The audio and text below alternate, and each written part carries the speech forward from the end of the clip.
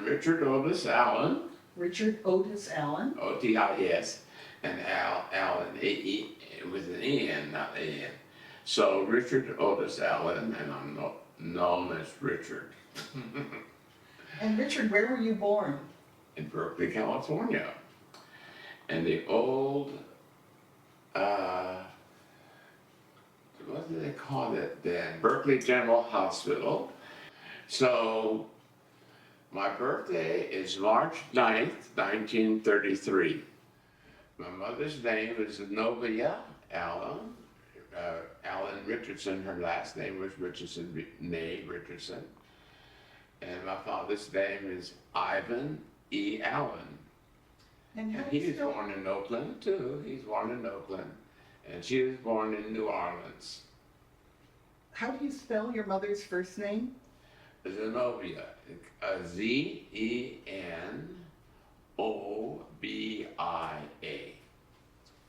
Interesting. What were their occupations? Well, she was a housewife, as most women were in those days, and he was a porter for Southern Pacific, and he was called a red cap. I think they were called red caps. And how many siblings? Did you have siblings? Not until 1940. I was born in 1930. So my sister is 7 years younger than I am. Her name is Jean Laurel Allen. And I have a brother, and he was born 10 years later in 1950. And he's Stephen Allen. And how do you spell Stephen? Like a PH instead of V.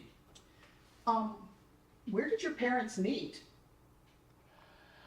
I think they met at a black doctor for whom my mother worked as a secretary or something, receptionist somewhere. I think they met there, and where his office was, I don't remember. Somewhere in Oakland, in West Oakland probably. His name was Dr. Bush, a black doctor, one of the few black doctors in the area. Dr. Bush and well, anyway, what was his first name? I don't remember now. But anyway, that's where she worked, and that's where they met. And then, do you remember what year they got married? Do you know? Let's see. My mother is 20 years older than I am, so she was born in 1913. And I don't know, and that's not clear. It'll probably come back to you if you can mention some things down that way, but I don't remember. I know it's just West Oakland. So they met in West Oakland, probably in Dr. Bush's office. And when did they move to Berkeley? So we moved to Berkeley from 4415 Linden Street in Oakland, my grand aunt's house, and by Temescal Creek. And in 19, let's see,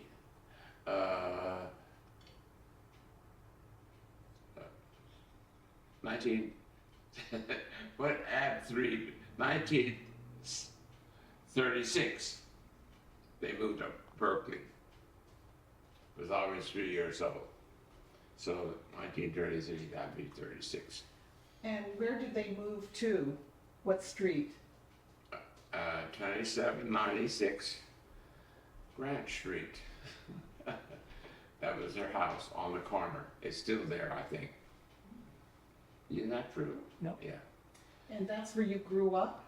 That's where I grew up. That's where I met all my Japanese friends. going. Let's talk about that a little bit. Okay. What are your first memories of the neighborhood? Well, it started in 1936, and when I was 3 years old, and I'm a family, black family, and their oldest girl babysat me. Her name was Maddie Mae Hooks, and they lived at 1809 Stewart Street between Grant and Grove. And then that's my major friends were at that street, and she had a brother named Goodloe, Goodloe, Goodloe, and they were from Alabama. All that is coming back, and she had 3 sisters. Maddie Mae was the oldest, and Juanita and Geraldine are 2 sisters, and they had an older brother named Brother. I don't know. We called him Brother. He was the oldest person, and Maddie Mae. So Maddie Mae took care of me for several years, and that's how I got to know Goodloe. And Goodloe was about my age. He was a year younger. And then, in addition to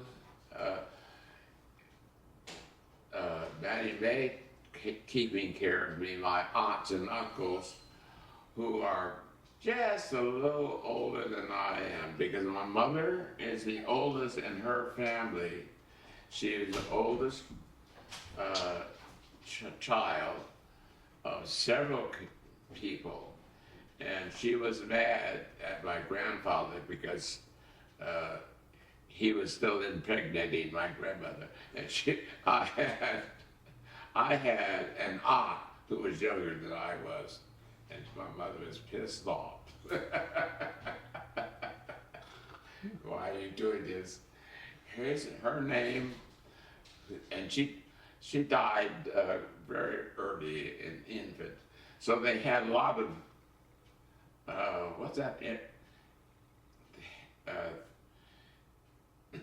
sickness. But he still had to take shots for it now. What's it called? We had to take shots every year. You still take shots.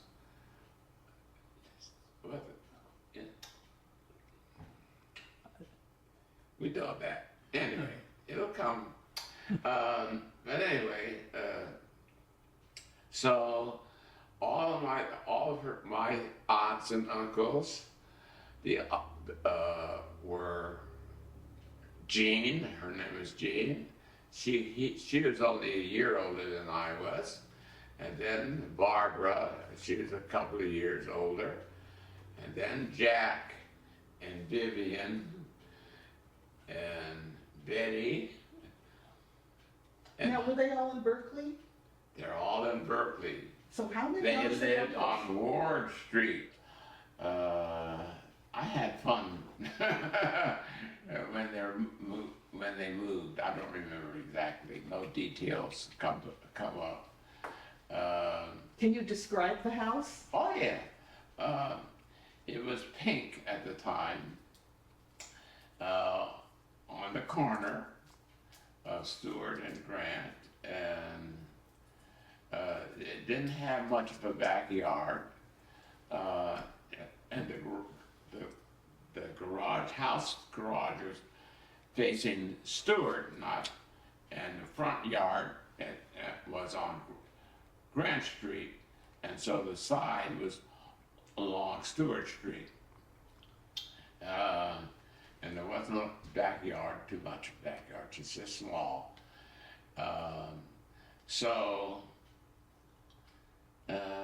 And pink, and it had 2 bedrooms, I remember that. And my mother liked it because she could look out the window and gossip for her friends going by, because walking on Stewart Street. And in those days, many people walked. So the streetcar, the Grove Street, they called Grove Street then, Martin Luther King was Grove, many people walked up and down Stewart to catch the streetcar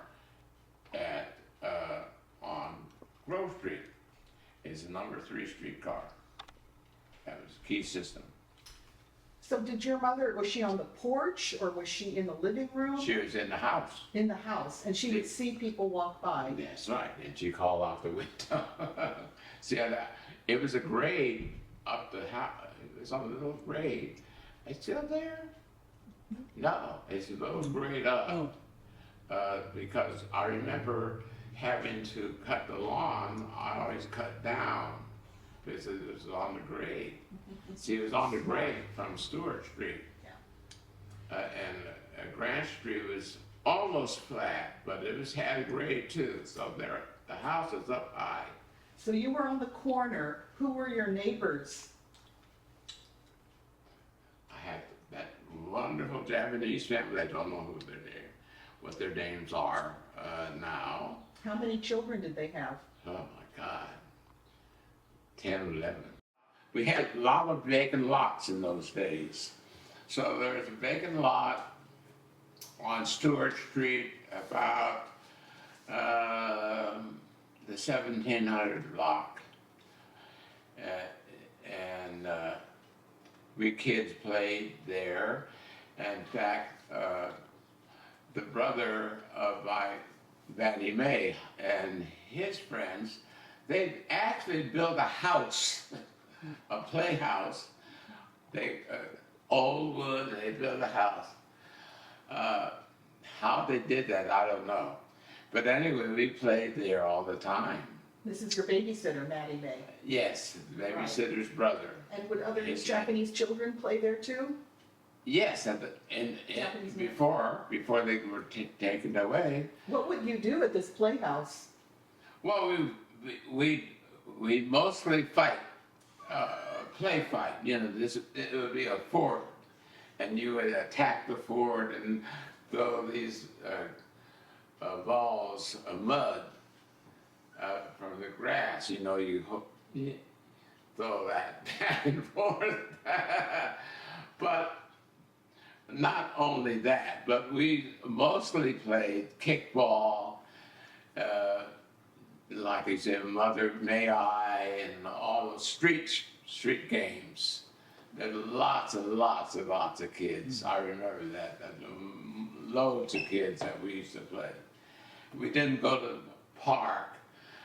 Once in a while, we went down to Grove Street Park. I think that park is still there. No.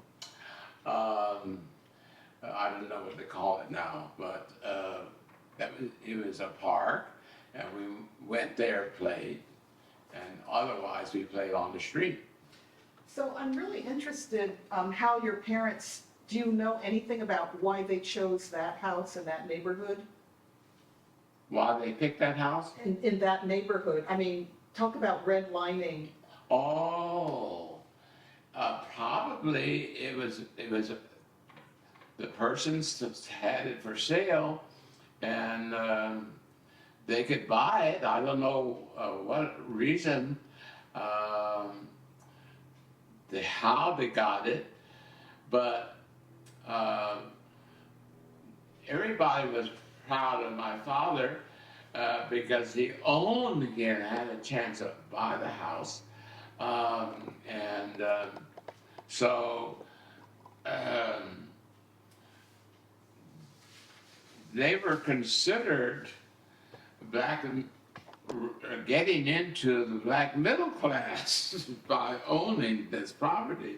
My grandparents owned property on Oakland Street, and everybody lived in Berkeley, and lived in that part of Berkeley, were, quote, well off. Not very much money, but considered considering now. And your father was a red cap. That's right. That you said. Yes. What were his hours like for work? Did he go from 9 to Yes. 5? No. His hours were in those days. He worked what we would call swing shift. Those were like 4 in the afternoon to about 12 at night. He had that swing shift. He very seldom had a day shift job. That was higher seniority to take the days. But, and I think he had mostly the swing shift, where the evening trains came in from Chicago and Los Angeles and Seattle. Where was the station for Southern Pacific? Down at the Oakland Pier. That's where the ferries came. It's still there. And they call it, it's a national park, a state park now, isn't it? Yes. You can go down there right now and still see it. But, and you can see the BART trains going under. That's where the pier was. And that was, all the trains came in there, Southern Pacific, Western Pacific, and Union Pacific, Northern Pacific, all the trains came there except Santa Fe. Santa Fe didn't have that pier, but, and also he worked at 16th Street Station. That was a famous station in Oakland. All the, carriage trade went there. So what days of the week did he work? Do you remember? Monday through Friday, or did it include weekends? I think mostly the weekend. He worked during the regular hours, because I remember every Sunday. He didn't work on Sunday, I know that, because we had a family dinner every Sunday. I was going to ask you if he's working the swing shift. That meant you couldn't eat dinner together. No, on Sundays he was off. I don't know when his days off were now, but we had regular dinner on Sundays. And who attended the family dinner? Oh, all my grandparents.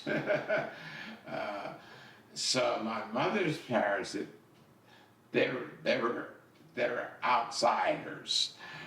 But it was just my father's family and his cousins and so on. And we had a good time. Who cooked? My mother did most of the cooking. In fact, she did all this cooking, as I recall. And she was a good cook, but she didn't like it. She could be all fussy, but she'd still produce. So what would be a typical Sunday dinner? Pork roast, pot roast, not that expensive thing of meat, but I had a lot of pork, and then chicken, of course, and sweet potato pie, blah, blah, blah, all kinds of desserts. So my mother, my father's mother, I called her Nana, and her sister, that I lived with them, we lived with them. She lived on 4415 Linden Street in Oakland, and she still had that house. So after church, they would all come there. My grandmother, Nana, and my aunt, I called her Auntie, they would come, and her husband was Uncle Ed. He didn't come to dinner. He ate by himself for some reason. And my grandfather, I called him Gramps, and his name was Tex Allen. He was a very famous person. What was he famous for? Talk. Well. Was he from Texas? Yes, that was how I got his name. Where in Texas? Paris. Paris, Texas. Wait a minute. Now your mother was born in New Orleans. Yes. Did she grow up there? She grew up there until she was 6 years old. And we were talking about gumbo. How many people came to a Sunday dinner? You mentioned. Oh, a lot. It was a big affair. That was my mother was upset because she had all these people, but she liked it. But she's fussed all the time. What, 10 people or? Oh, at least 10 people. Because my grandmother and grandfather, Nana and Gramps? Nana, Gramps, Auntie, then my father's first cousins, because he was an only child, and his cousins, he had a lot of cousins, first cousins, and I remember Buster coming, and sometimes a person named Ed, and a person called Beachy. I don't know what his first name was, but he was another first cousin, and another cousin named Buster and his wife and his children. They would come once in a while. So they had quite a few people for lunch and for dinner, and most of the time, since my father played piano, he's a very pianist. He was trained, classically trained. He played jazz. That was the centerpiece. Then all the other people, his cousins and friends, would bring their instruments. And one wife, she had a very good voice, and she would sing. So they would play music in the part of the entertainment before the radio shows came on. And they all sat around the radio at night. And they were there all day. What time would they come? After church, you said? After church, that would be my grandmother and auntie. They would come early.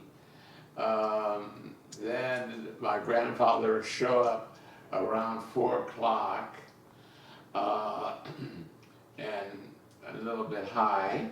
And he had to have his nip, they call it. What's that? A nip, a dip of liquor. What kind of liquor? Oh, yeah, I guess it was bourbon. I don't know. I think he was a bourbon drinker. And then my uncle sometimes would be there, but he wasn't there all the time. So at that family meeting, none of my mother's family came. They had their own. Where did they live? Down, like I said, on Ward Street. Oh, Ward Street. Right. Ward and Door. Near the Santa Fe. Yeah, right across. And do you remember, I'm so thinking about this music, do you remember the names of songs they played? It was mostly jazz. If you could name some of those songs. I remember, but part of the things I showed out because I was like to sing. Ella Fitzgerald's famous piece, Tiska the Taska, came out in about that 1936 or 37, and I would sing that as a little kid. I would be singing that, and then Buster Barrican's trumpet, I Can't Get Started With You. That was another piece. And my father played music. He played mostly Count Basie, and he played another famous jazz pianist. What's his name? I read it anyway. They play popular songs, popular jazz pieces, and very good. So one of them had a guitar, and others had drums, and my father's piano. and one wife had a beautiful voice. She sang, so that was they provide as entertainment. So this every is once in in the a dining, while. how was your house? Was it in the living room, the In the dining? living room. So did you have one long table or lots of different tables? That's a lot of people. It was just, I don't know how all those people got in this house. It's just a 5-room house, 2 bedrooms, but it was very formal. That, you know, a living room, definite dining room, a definite kitchen. It's not like modern times, all one room. So they had a definite living room, a definite dining room, a definite kitchen was over here, and on the other side were the bedrooms and the bathroom. In those days, talking about food, did you take your lunch to school? Yes. And your mother would make you what, a bag lunch, or you carried it in a lunch I had pail? both. I had a lunch pail, I wanted a lunch pail, and so she got me a lunch pail. Yes, the bag lunch, and I didn't eat at the school cafeteria, didn't like it. Once in a Some while. things never changed. Yeah, never changed. So I'm curious about the food that the Japanese American children were eating. Were you aware of what they were eating? Once in a while, they would share something. At school? No, at home. At home, they bring out something. I don't know what it was. It was, you know, strange. But Rice or snacks? I don't know what it was. But it was different. It was different. It wasn't the normal stuff. It was more or less Japanese food. Did you ever see the girls wearing kimono? No, they didn't wear any. No, they were all quote American. And you've been talking about the different races in your neighborhood. When did you first become aware of racial difference? That toy situation. That toy situation was a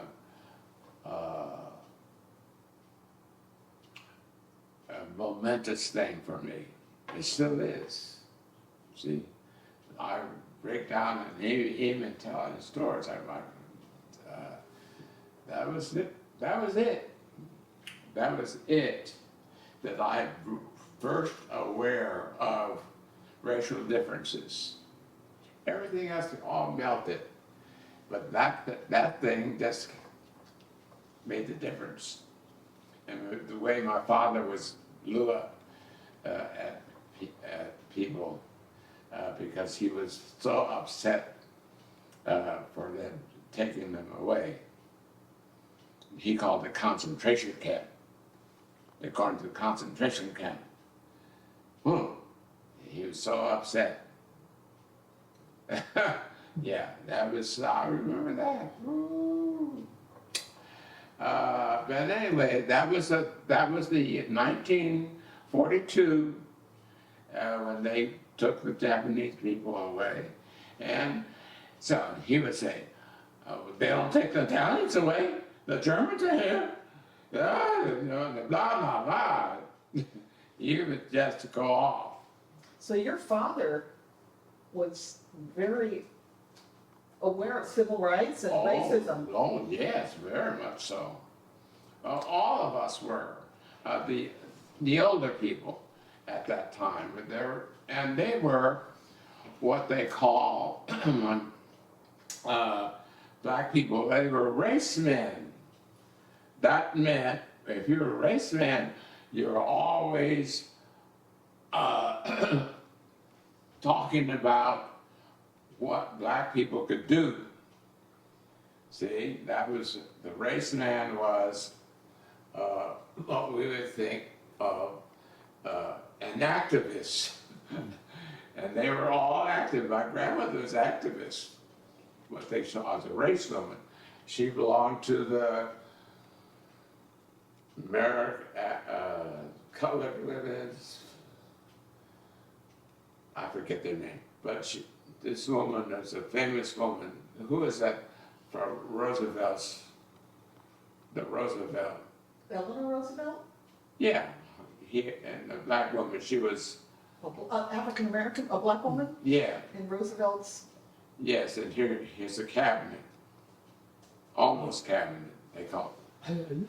I forget her name. Anyway, she was the president of this black women's activist club. So you grew up hearing discussion in the adults? Oh, yes, I heard that from the very get-go. That was part of the major discussion that happened on Sunday, in addition to the radio. Oh, they talked stuff. You said they went to church. What church did they go to? They went to my great-grandfather's church on West Street, 27th. A church, I think the raggedy old church is still there. 27th and West. What denomination? Church of Christ.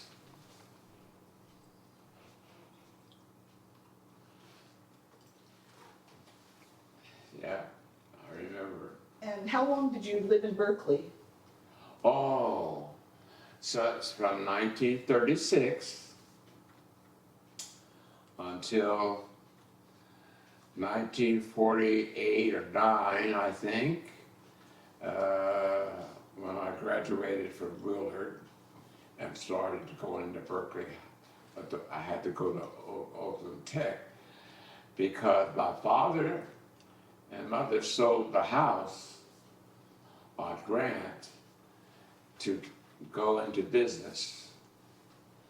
My father wanted to go into business, and so he went into business with my cousin in 1948, 9, something like that.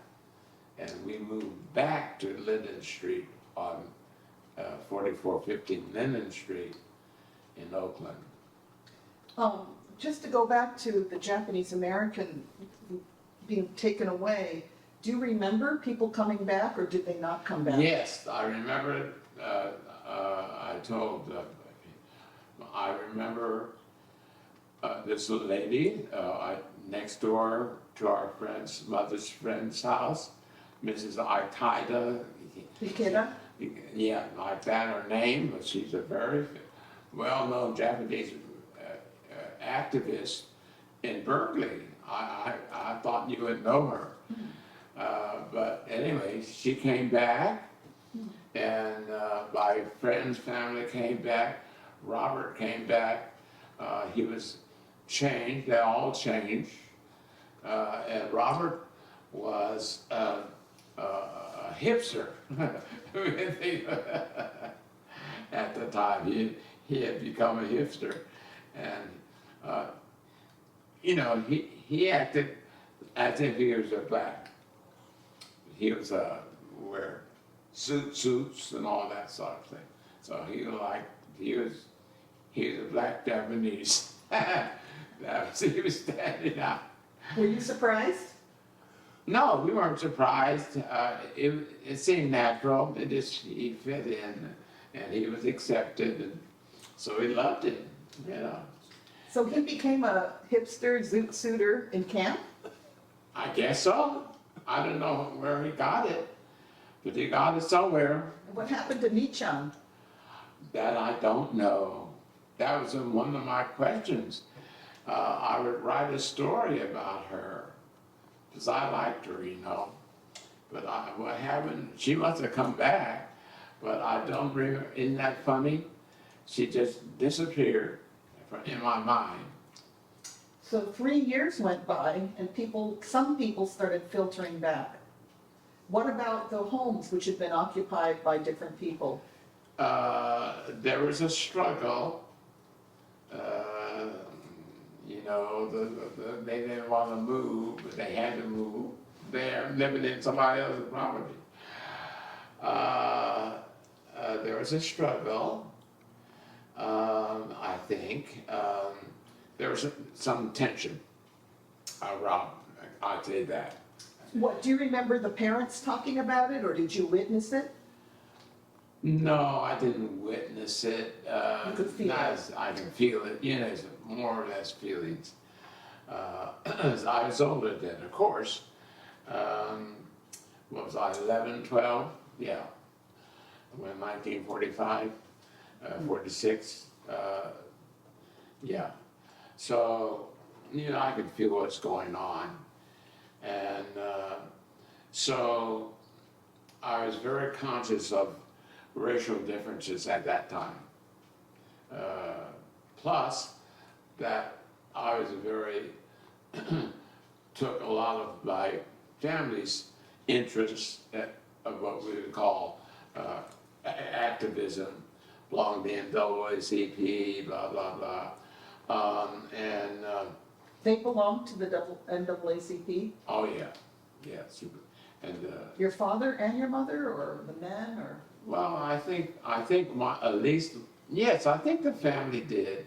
I, that was one of the things the activists we had.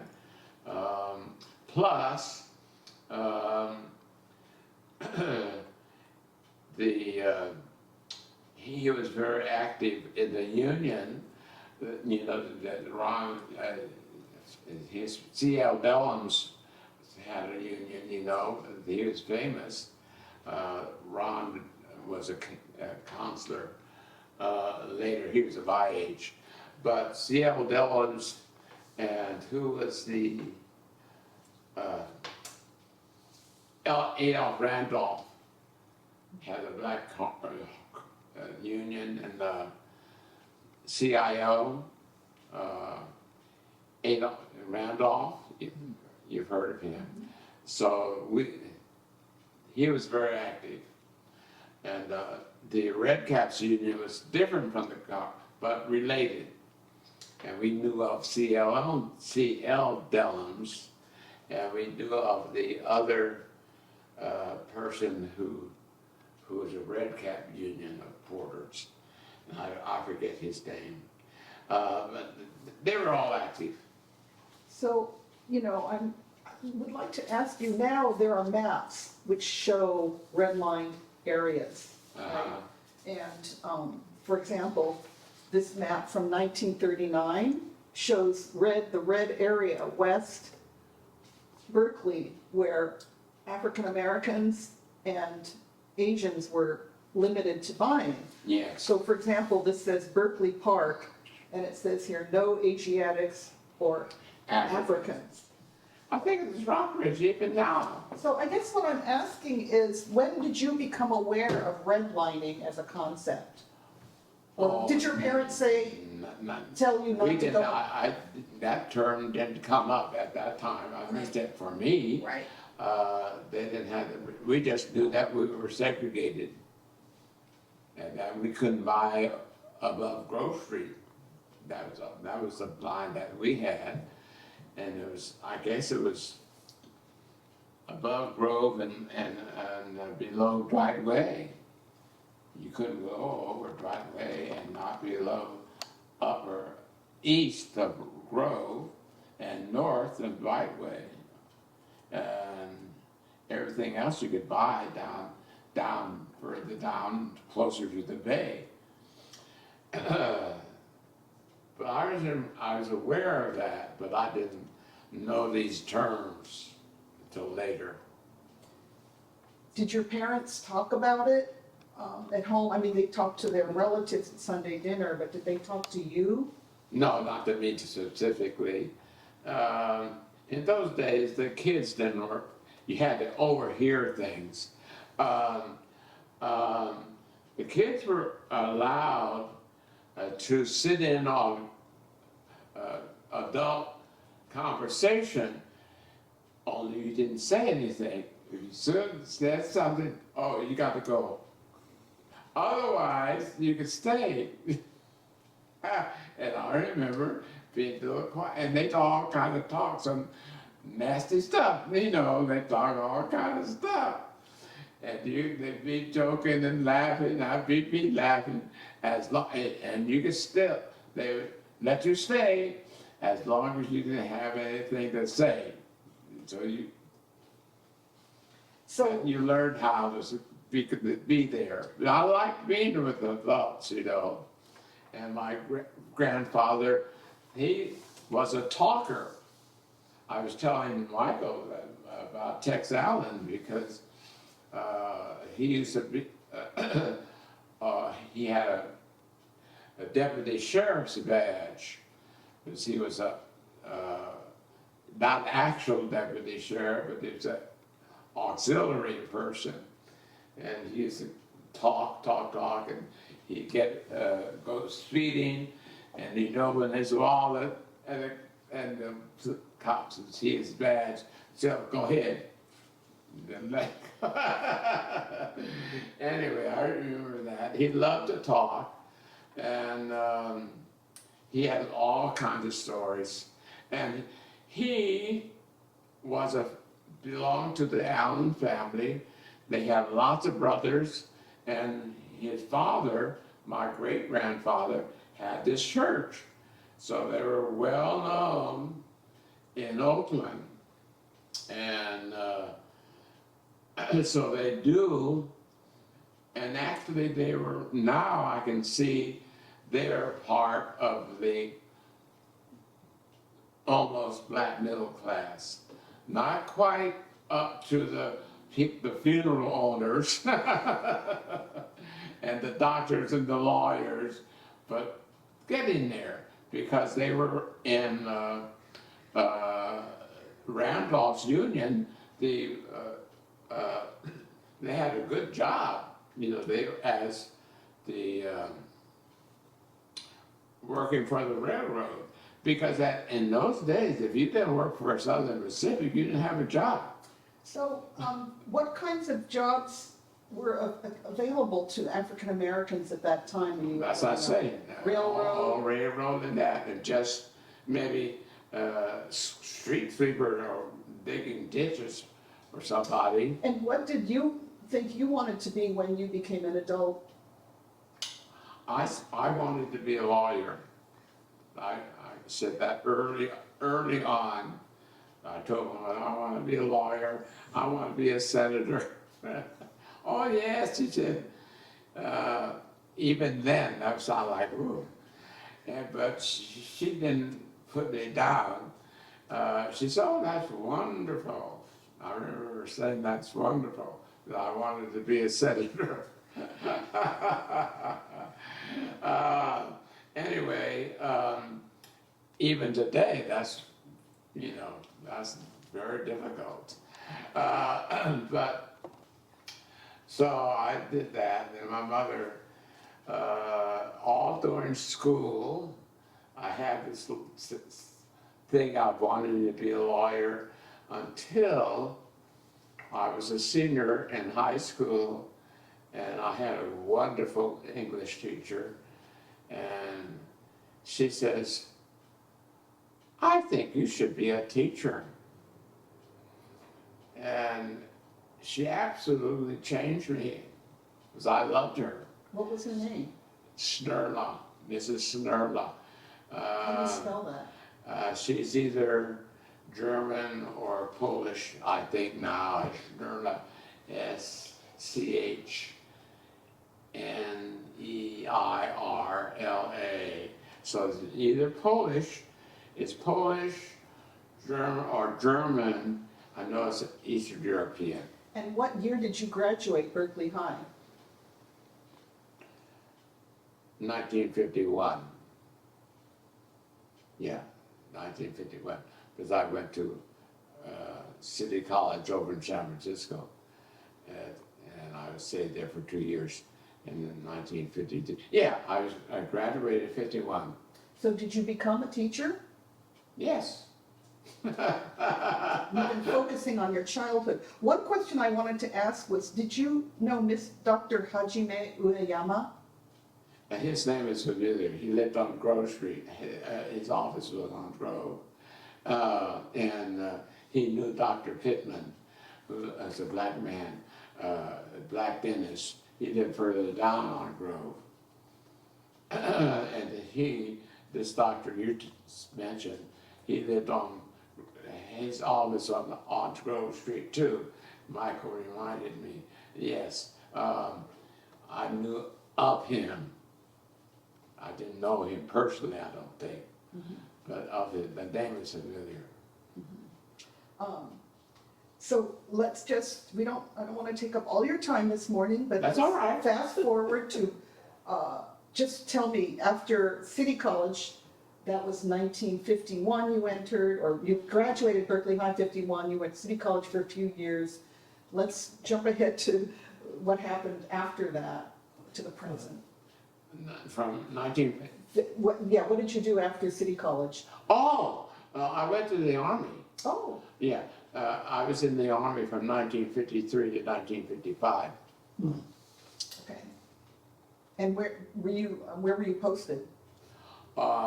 Mostly in San Luis Obispo as a signal corpsman, and then in Tacoma in Fort Lewis, and then over in Korea.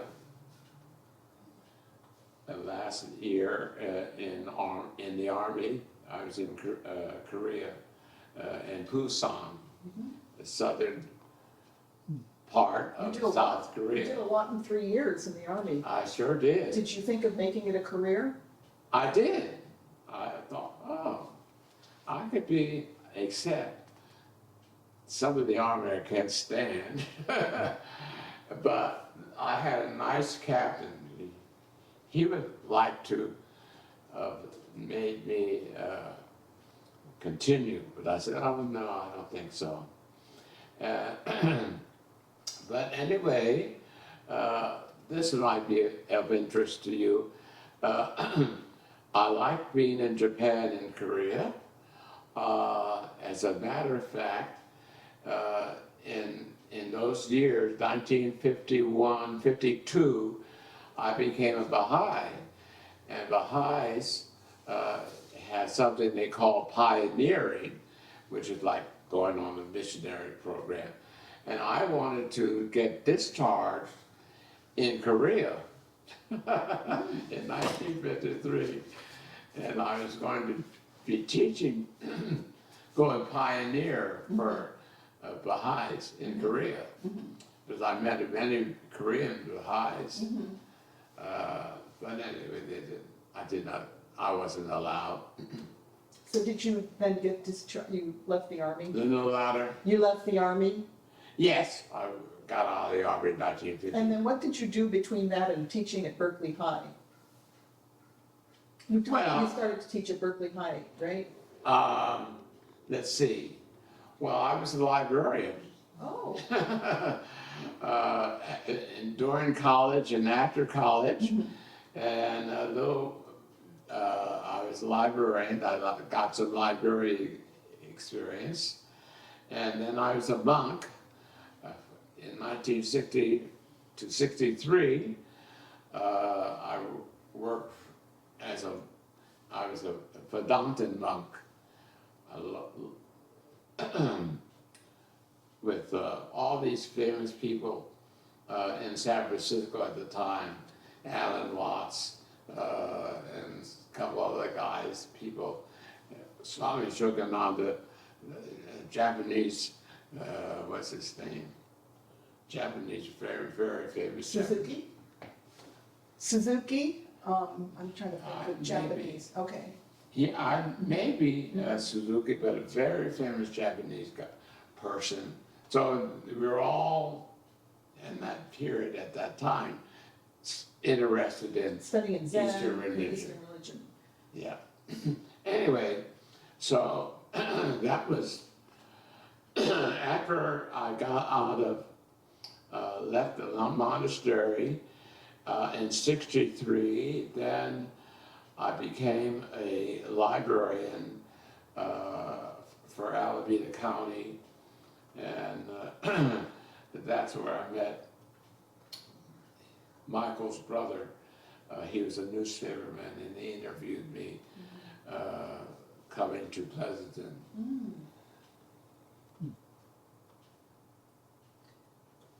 And that woman still has a, yeah, we still remember her every year. So you were working for the Alameda County Library? Mhm.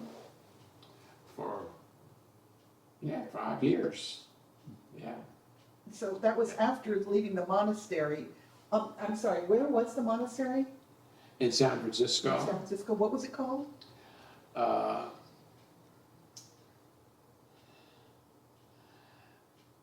uh, Northern California Vedanta Society. Wow, you've done everything. Yeah, yeah, I remember that. And after working at the library, what did you? And then I became a teacher. So you moved from Alameda County Library to Berkeley Unified School District? More or less. More or less. There's a lot of little jobs in between. So I started working for Berkeley in 1968 or 9, one of those years. I started off as teaching adults, and then I got another degree, and so then I a general secondary, and then I became a teacher at Berkeley High, and I stayed at West Campus first.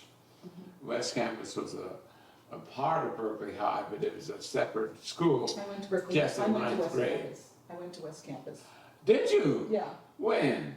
Well, I graduated Berkeley High in 1972, so it would have been probably 1968. Ah.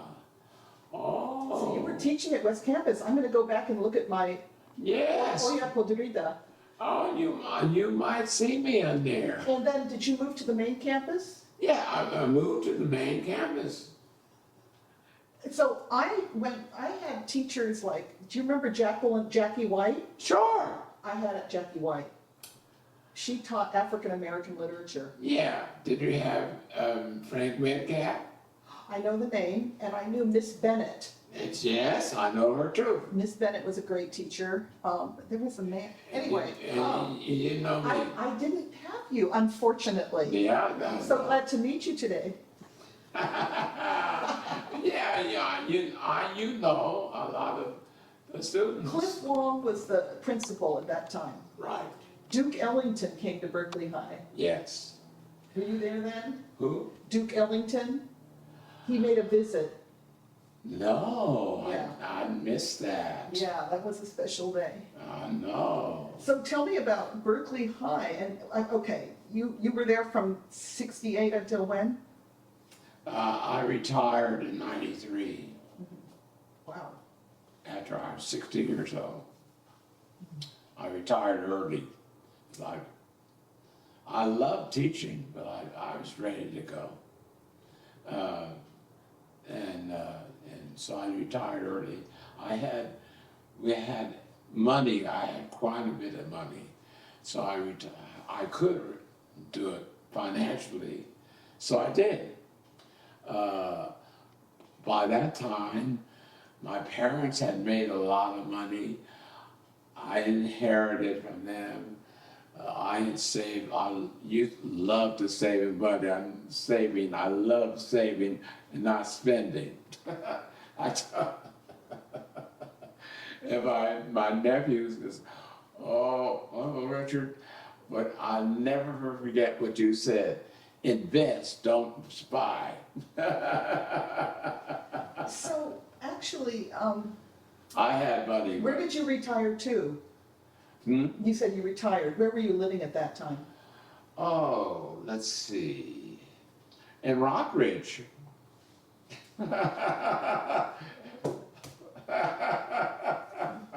I lived on Boyd Street. I lived on Boyd, around the corner from college. So earlier, a phone call came in, and you said that they were helping gay elderly people. Uh-huh. So how was your involvement with that? Oh, well, I read that something in the paper, Sage, S-A-G-E, Sage Company, Sage Group. What does that stand for? Or is it just a Just name? a name, I Okay, don't know. and what do they do? They specialize in helping older gay and lesbian and trans people, LABG, whatever they say now, elderly people. And they just call up and talk to you and blah, blah, blah. So it's nice. So tell me about your gay identity. Oh, well, I became gay probably when, well, earlier than that. It goes way back. I'm thinking about it. So, this Joe I talked about, you know, Joe, the Portuguese guy. So, he and I used to have a little sex. I was a kid, and he was a teenager. He used to take me down in his basement, so we have sex there. So that was in my head. Looking back at my gay life, began with Joe and my cousin named Jimmy. But I wasn't aware of it, gayness. So I didn't become aware of being gay or homosexual until I was after the Army. Because I had various affairs in the Army. Still, I didn't identify as gay. But I identified as gay in San Francisco with a friend in San Francisco State. And that's where I became out, as they say. How did that feel? Well, it felt exhilarating at the time. You know, I was a gay person. It just so, and I was a dashing young man, and you know all that. So that was, but you know, I wasn't totally gay. Because I turned out to be bisexual. I don't like that name, but anyway, I turned out to be bisexual. I married a woman, and I married 3 times. I never had a gay husband. I wish I had, but I never did. Who would that have been? Hmm? Who would that have been if you had a gay husband? Is there a person? Oh, one of my boyfriends I liked. His name was, whatever his name was. I forget now, but anyway, he lived with me a while. So. What year? Is it the 60s? Hmm? In the 60s? What year would that be? When did I have Michael? Yeah, I probably late 60s and 70s, more 70s than 60s, that he lived with me. That's when my son lived with me too, that I adopted from Guatemala. What did your family, how did they react when you came out? Oh, they were open to it because one of the things we actually had a gay person on our family. My uncle was a gay, but he was an adopted gay person. And so Jimmy, we always was open to gay people. What was I going to say? How old were you when you were introduced to your gay identity through Joe? Oh. How old were you? Maybe 10 or less. Mm-hmm. But, so you're saying you became aware of racial difference when those toys were brought to you in that would have been 1942, we know yes. that. And then you were roughly around 10 when you became aware, or you were introduced to gay life. Gay life. What we would call. So those were quite impactful years for you. Yes, they were. Yeah. They were impactful years, both on the racial thing to be, you know, an activist. You know, my parents were, and my grandparents were. My grandmother belonged to, you know, all these various clubs. In fact, she was organized one of the orphanages in Oakland. I forget the name now. Fannie Mae, no. It's, I can't think of the name. Anyway, she organized an orphanage in Oakland. It's still there, I think it was. At least it was what I remember. Anyway, they were activists, always, and I was too. So it wasn't nothing new. Richard, so you're 90 or 91 now? 91. So you were around 10 years old when all these things were happening. So that was 80 years ago. What is your take now on race and sex and society's changes? Well, I'm just so opposed to Trump, you know, naturally. I just seemed like, oh, this is too weird. But so I always been what we would call progressive. I was always on the progressive side of politics and racial things and gay things. I was always that. And I was an activist in the gay movement. I started gay clubs, organizations, black things. I didn't belong to the Black Panthers, but I recognized Huey Newton and Bobby Seale? Yes. Bobby Seale, Bobby Seale, yes. Well, I had them to my house, but Dellums, I knew Dellums, we in Dellums before he was a councilman, and you know Maudel Charette? I sure do. Yeah, well, yeah. She was always a friend of mine, and we met at my house, Maudel's house, and Dellums at my house. I lived right around the corner on Wheeler Street in the 60s. Okay, so I just want to mention to you that my father had a grocery store called Hank's Bluebell Market. My father had a grocery store in Oakland on Market and Eileen near the Old Laney College. Oh. And his customers were Huey Newton, Bobby Seale, and Bobby Hutton.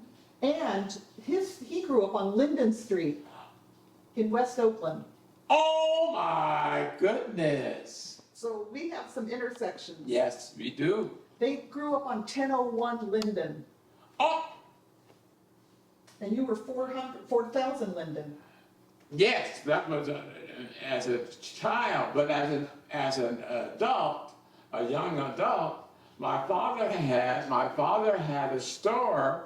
It's called Allen's Milk Bar and Liquor Store in West Oakland on 7th Street, and we used to deliver liquor and hamburgers in a little car. Okay. Tell me the name of your grandparents, because just for the record, maternal first. Maternal? Yeah. O.D. Allen. O.D. Allen. Capital O, capital D, initials. I think his middle name was. Oh wait, this would be paternal, because it's Allen. Yes. Okay, paternal. O.D. Allen. O.D. Allen and the Weissingers. How do you spell Bertha that? Weisinger. That was an old California family.